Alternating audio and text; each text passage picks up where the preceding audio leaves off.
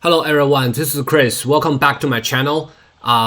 Today I'm gonna do a full English video for a financial modeling test because the English video is so popular here in internet. So I'm gonna do that. What we're gonna have a 1 hour financial modeling test that is designed from a private equity firm. This is a 1 hour modeling test applied for the 1 to 2 year entry-level financial investment analyst. So in my point of view, the question is, the test is very simple. It's only 1 hour, but it's very also comprehensive because basically it covers all the elements or key attention points for a modeler or an analyst to conduct the valuation. So let's take a quick look on the questionnaire. So we're gonna have two questions. One is about valuation. The other one will be about three-statement financial modeling. So we're gonna do the valuation first. It's a 1 hour test, so we're gonna make it fast. We want to make it very straightforward and simple. The first question is valuation based on multiples. So based on the free cash flow to the firm provided below to calculate the enterprise value of the company with a valuation date on July 2022. And here what we are having a free cash flow to the firm.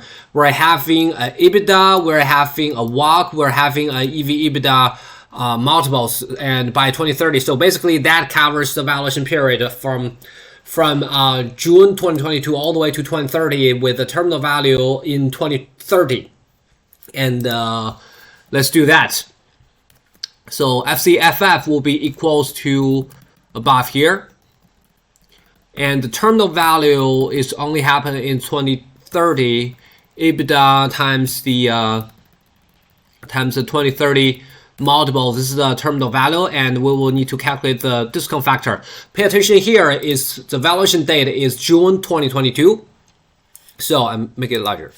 So and you will start only from here, not including the 2021, the first half of the cash flow. And for the second half, you need to have a discount factor, with the first half year adjustment, while the rest of years will be the full year. For the discount factor, wait, why is that? Discount factor will be 1 divided by 1 plus the that should be, assume 180 days while 360 days of the year, and you're having a factor like that, and then you're having a full discount year. So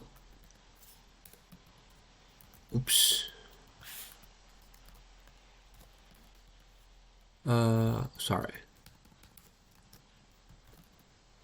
So this is your discount factor, and your present value of free cash flow will be the discount factor times the free cash flow to the firm plus the terminal value. And then this is what you have. You have a big chunk of the cash flow or terminal value by 2030, and then for the enterprise value, just have it summed up. Should be okay. It's roughly like $5,000 million US. So that's the first question. Very straightforward, very simple. It should be done with 1 to 2 minutes.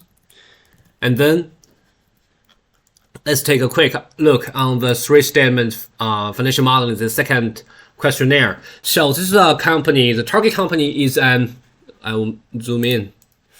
So the target company is an industrial robot manufacturing company with an independent R&D capability and manufacturing capability. That's the background.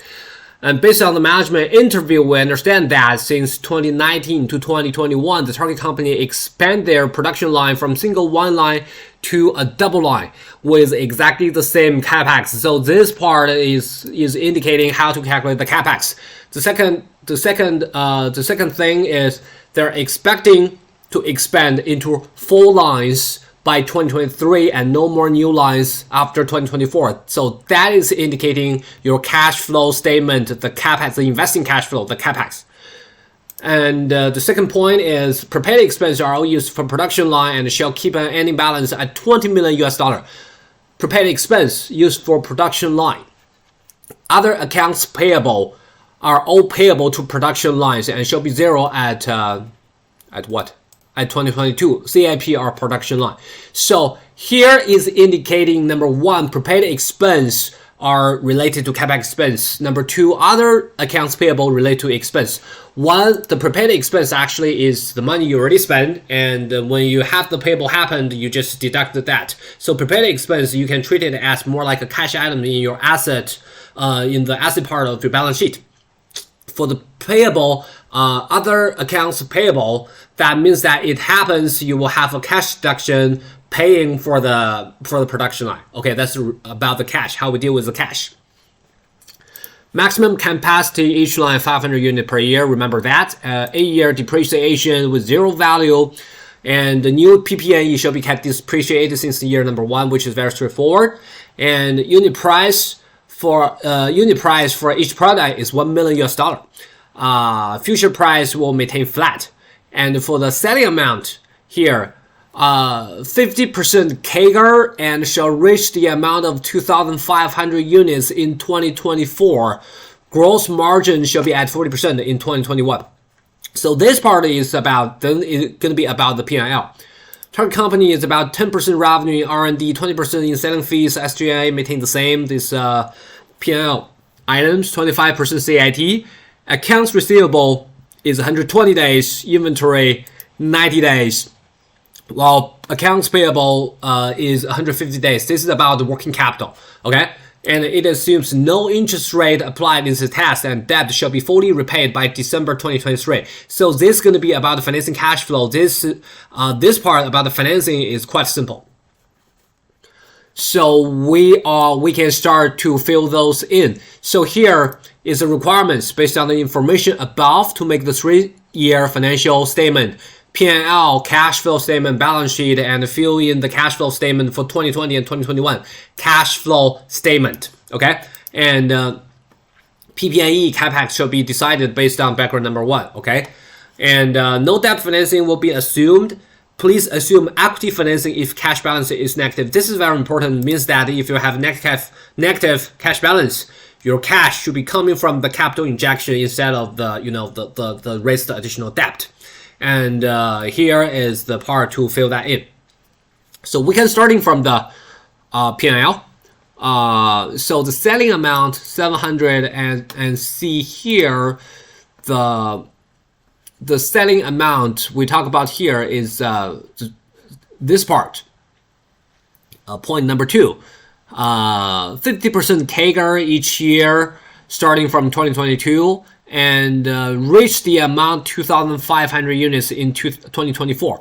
So is so we can put a 50%, and then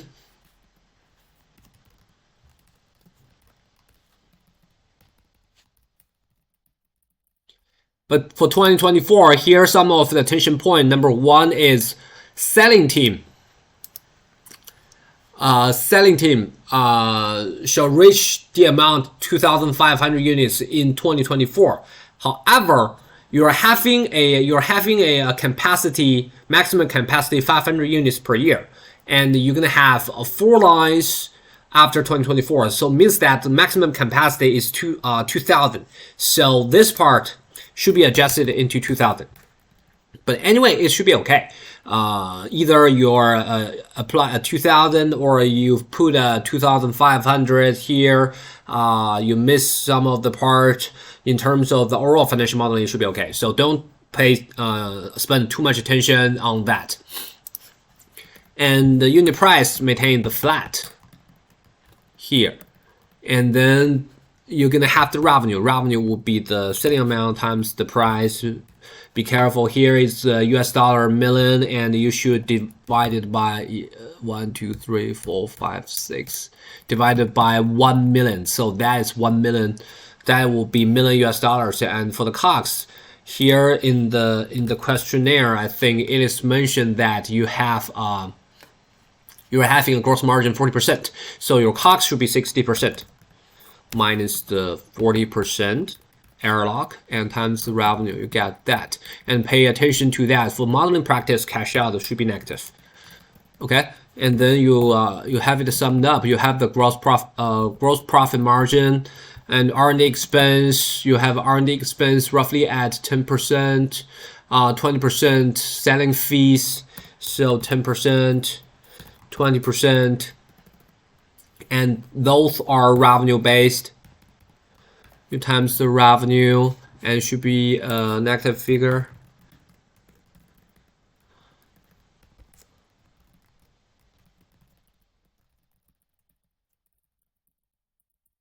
Okay, SG&A, it just mentioned maintain the flat. Let's see here. Where it is. It mentioned that SG&A maintained the flat as 2021. So you're gonna have a taxable income from gross profit margin all the way down with the cost. Here is a gross profit margin. It seems good because it's always have a positive. It has a positive taxable income, means that there's no tax loss. You're saving some time to modelize the tax loss, and you're having a 25% CIT. So we times that, and that should be an active figure. And then you have a net income, pretty straightforward. You have that calculated. So this is very quick. For the balance sheet, it's a bit of complicated. Let's modelize that. Cash items, pay special attention. It's always the last item you ever modelized, because the cash account in the balance sheet will be needs to linked after your cash flow statement and the cash balance modelized. So it's last items to modelize in the balance sheet. For the accounts receivable, here it is mentioned AR is 120 days. Inventory will revenue based. Inventory will be 90 days COGS based. So 90 days COGS based.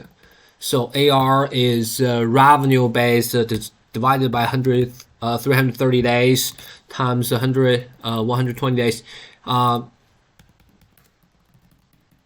So don't pay too much attention that one year is 360 days or 365 days. Just make an assumption, should be okay. And you're gonna have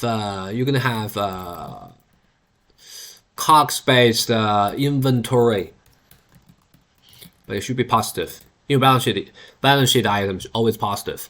Prepaid expense is mentioned that for the prepaid expense used for production line, keep an ending balance 20 million afterwards. So we'll make 20 million afterwards. Is 20 we plug in here. So this is going to be related to your capex calculation. So your current assets should be able to calculate it. Use the formula here. Okay, and PP&E original PP&E here, as you can see, for the first PP&E, the capex are 100% translated into the PP&E. So by 2021, it means that $200 million has been spent as the capex for the production line, and each production line it is mentioned that each production line is exactly the same capex, means that each line will be $100 million. So let's assume 2022 or 23 each year they deploy 100 million capex and translate it into the PP&E. So we just put the PP&E here. Pay attention, it's original or accumulate original value. So we put the figure plus the 100. So that's 2022, 2023, 2024. That's going to be 400. There's no additional capex applied here. And also pay attention on that. A year's real depreciation shall be applied with zero residual value. new PP&E should be depreciated since year number 1. So we are assuming the capex invested and the new PP&E will be translated in the beginning of 2022. Let's just make this assumption. It should be okay. If adjustment will be needed, it should be okay. For the modeling perspective, the calculation mechanism is always the most important thing. So 308-year depreciation will be your this year depreciated amount. And then you will need to plus the previous accumulated depreciation. So this is accumulated depreciation, and then you're gonna have a net PP&E. Okay. We don't put the construction in progress. Okay. So we are having a figure here. So total asset will be that. Accounts payable here. Accounts payable. I think they are mentioned 150 days. Let me see. 150 days for the COGS based. So your COGS is this figure divided by 360 times 150 with the error log. It needs to be positive figure, and copy across. Other payables, pay attention here. Other payables is mentioned that regarding the capex, other payables are all payable to production line and it shall be 0 at 2022. So it's going to be related to capex. By 2022, it should be 0. We put a remark here. It's capex related. Another thing is here, prepaid expense, capex related. Okay, and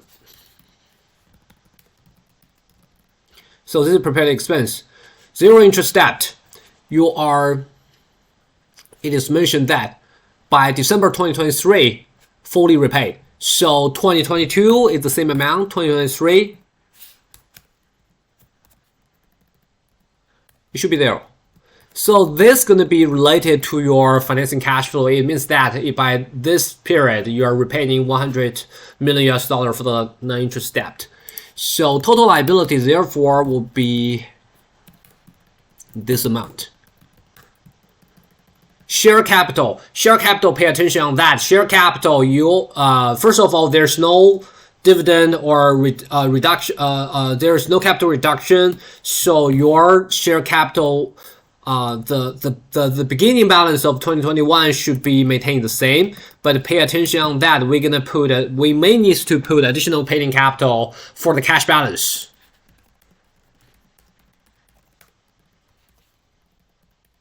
Retained earning will be previous accumulated retained earning plus the current period net income. That should be your net income in the P&L, and then you can have it.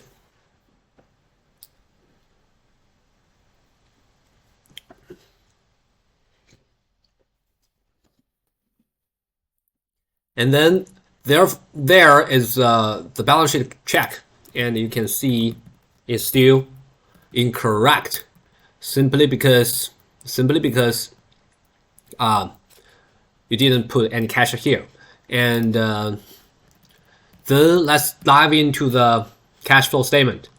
So for the cash flow statement, it's a bit of tricky because you will need to fill in not only the prediction period, but also to fill in part of the previous period. So for me, this type of question, this part is a bit of unnecessary because it already needs to calculate those parts. Let me put the thing here. So your net income is this figure, okay, this figure, and you copy across. This is a net income. Depreciation here goes to your P&L. Depreciation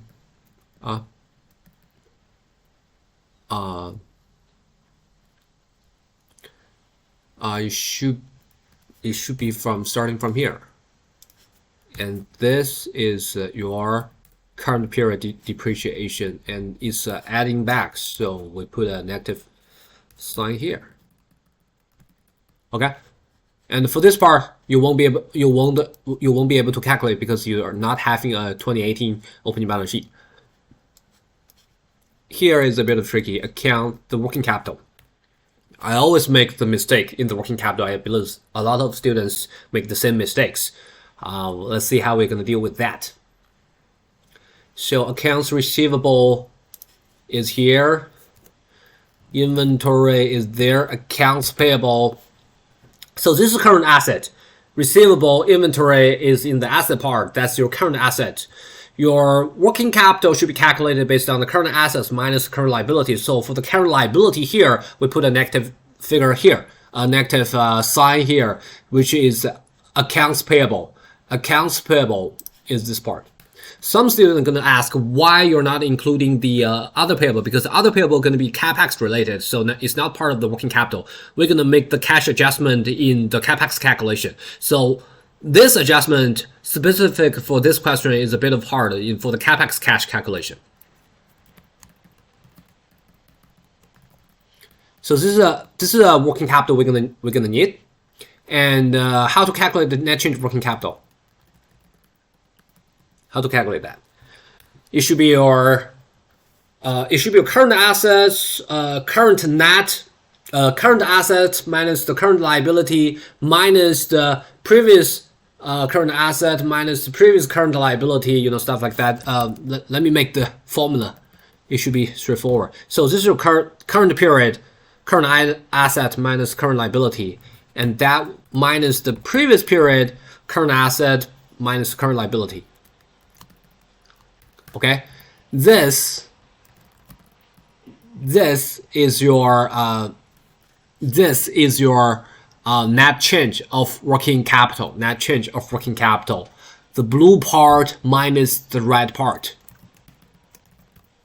You fill that in, and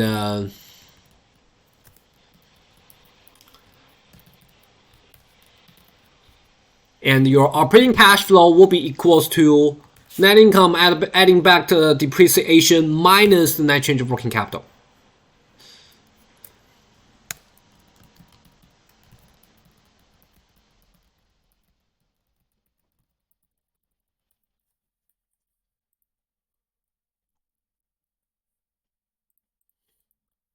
Okay, let's take a quick look on that. And here you are having a investing cash flow. For the investing cash flow, for the capex, the investing cash flow and debt repayment, let's not fill those part in because you're not really having the schedule here, especially for the financing cash flow. We will need to starting from the 2022 part to fill in the cash flow. For the capex here, pay special attention. You are investing 100 million here already, which is 100 million. But you're going to have a prepaid expense. Your prepaid expense is changing from 40 to 20. Means that the 100 you are incurring in this period is 20 going to be coming from the prepaid expense, because you already prepared 40 and now your ending balance is 20, means that you consume 20. The prepaid expense is somehow like a cash item. So you're going to plus this part. Sorry, it should be minus. So this is this is about 80, and then this is one adjustment. This is one adjustment. The other adjustment here, you will need to also make the other payable that is also related to the capex. The capex here, you have a 40 payable, and now you have 0 payable. It means that you are paying 40 in this period. So you're gonna have needs to pay this part. So sometimes people are gonna feel confusing why the cash happens not exactly 100, because when you sign an EPC or whatever, a capex contract, your payment is not quite related to your construction schedule. You may have your capex already, deployed. You may already have the PPNE, the construction in progress translated into a PPNE, but your payment is not yet paid. So that's why they're having a gap. So here we're having that, and this part needs to fill that in, and here we spend 100. So in this year, we're gonna deal with all the accounts payable and prepaid expense. For this part, we just spend $100 million for the capex. For the debt payment, is very, very simple. We're gonna have a 100 million payment for the debt, which should be here. Just happened in this year. So investing cash flow gonna be like this. Let's not put figure here. Financing cash flow gonna be here. So net change of the cash flow gonna be, let's forget about here. Net change of cash flow will be operating cash flow plus the investing cash flow plus the financing cash flow, gonna be like this. So here, basically, you can see your operating cash flow is keep negative for the first 2 years of your 3 periods prediction. And regarding the cash, I put a paid-in capital here because if you have a negative negative cash balance, you will need to pay additional capital or to make additional share capital to make the balance balanced. Let's see. Ending balance, you already have that, and beginning balance will be your last period ending balance. Your ending balance will be in the balance sheet for the prediction purposes.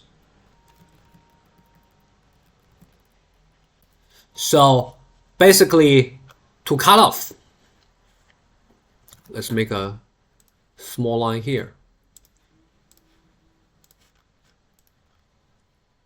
In your prediction period, you are starting with a cash balance 202, okay? And then you're having that. Your net change of cash flow, you're having that, and then you are having that. So you can see those two formulas are a bit of different. Let's copy across. No.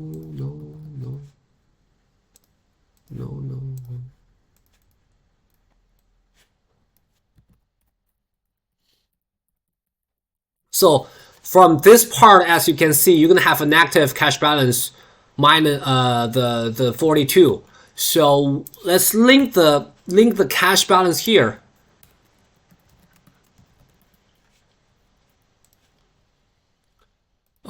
Which in our balance sheet is to balance this is not quite balanced.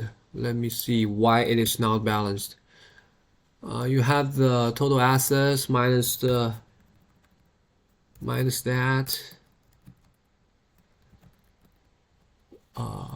Why?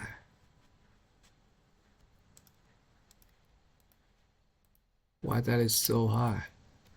I think the PPNE somehow is incorrect. Yes, okay. So the calculation is okay, but the calculation for the PPNE part is incorrect. Let me make the adjustment. So as you can see, right now your balance sheet is balanced, but one thing is incorrect is your cash balance has a negative figure. That is something you need to fix. It's minus 42, and damn, I hate that. Huh?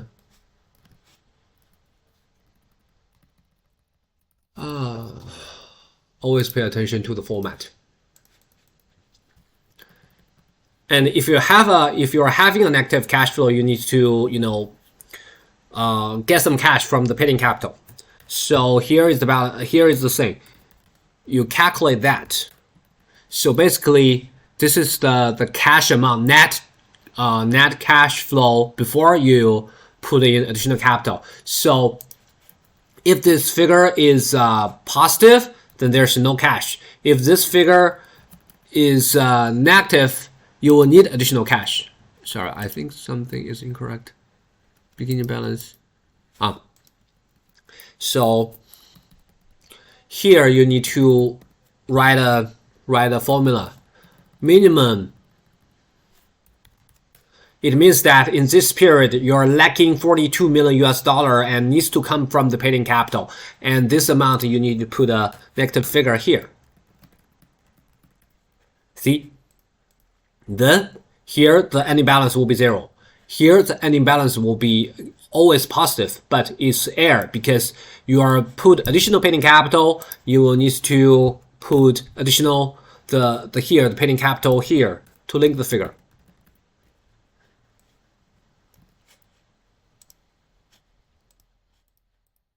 Damn. And then let's make a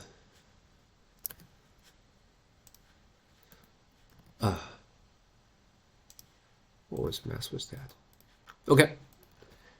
And then that will be a completed 3-statement financial modeling for a DCF. So for me, it only takes like 30 minutes because I'm familiar with that. I think if you're gonna take a financial modeling test, this test is relatively at a simple, average but below average difficulties. So you need to know how to deal with that. The only one complicated thing in this model is the capex cash adjustment. So here, the first 120 is coming from, prepaid expense adjustment from the other accounts payable adjustment.